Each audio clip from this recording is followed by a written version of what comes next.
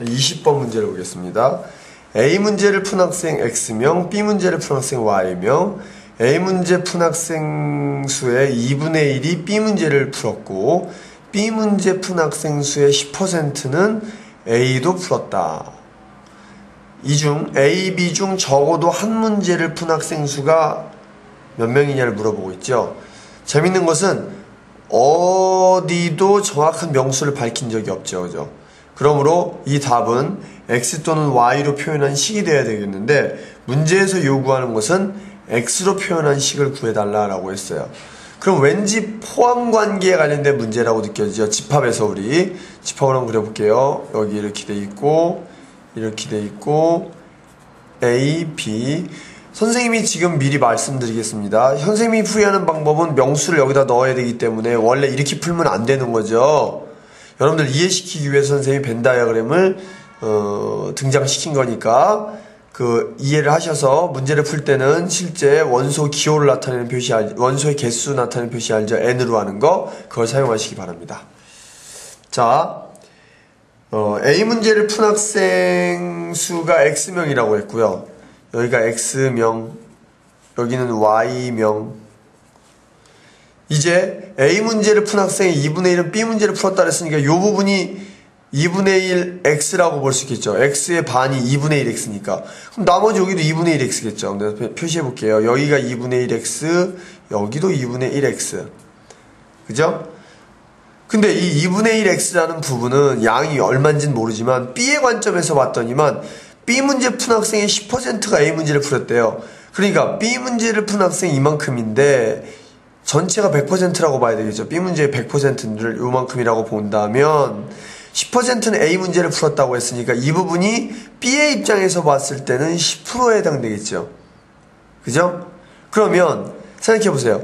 이 녀석, 요 녀석, 요걸 선생님이 교집합 부분 NA 교집합 B는 2분의 1 X라고 표현할 수 있겠죠. 그죠? 그런데 이 녀석은 Y의 입장에서 볼 때는 몇에 해당되는 거예요? 10%. 그렇지. 10분의 1 Y에 해당이 되겠죠. 요 교집합 부분을 두 가지로 표현한 거니까 A의 입장에서는 반, B의 입장에서는 10분의 1에 해당된단 말이야.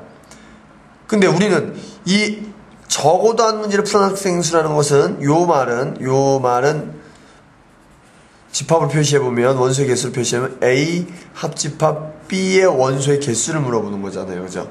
얘가 무엇이냐라고 물어보는 거잖아요.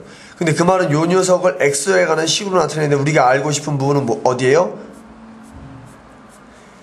자, 빗금친 부분을 알고 싶죠. 왜? 여기는 어차피 X니까, 합치면 2분의 X니까, 여기는 과연 요 부분은 X로 표현하면 얼만큼일까? 그거의 단서는 2분의 1 X에 있습니다. 2분의 1 X가 10분의 1 Y니까, 오케이? 10분의 1 Y니까, 결국은 요 색칠된 부분은 얘의 몇 배? 9배에 해당이 되겠죠. 9배. 동의되세요?